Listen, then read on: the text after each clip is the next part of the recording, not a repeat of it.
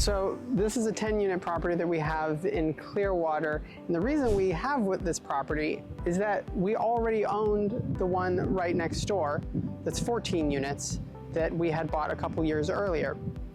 This is a very simple piece of advice. Once you find an area that you like, go buy something in it and then keep an eye on what's happening in the neighborhood, because when other properties come available, you already go, I already know what's happening in this neighborhood. I know who lives in this area.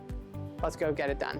One sign that you know what you're doing as a landlord, or that you don't know what you're doing as a landlord, is keys.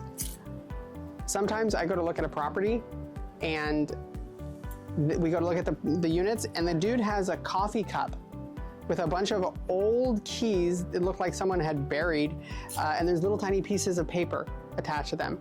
That guy is not keeping track of his property.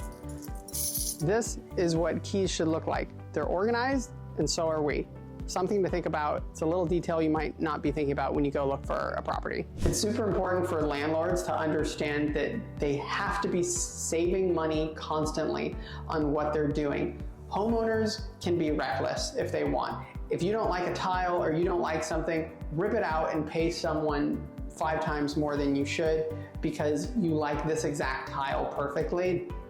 You can't do that as a landlord. You need to be practical all the time. This tile, when we bought this place, it was green, like puke green from the 70s. There is not a good return on investment on ripping this whole thing out when they make special paint that you can basically paint over it. Is it the best thing ever? No. Is it gonna end up in Restoration Hardware magazine or something? No. But it takes an hour and it takes 50 bucks as opposed to spending a few $1,000s to do this, when you're not going to be able to increase what you can rent this for by that much by having this amazing tile. In the long run, yes, we're constantly upgrading everything, but sometimes you need inexpensive ways to make something look nicer without killing your budget.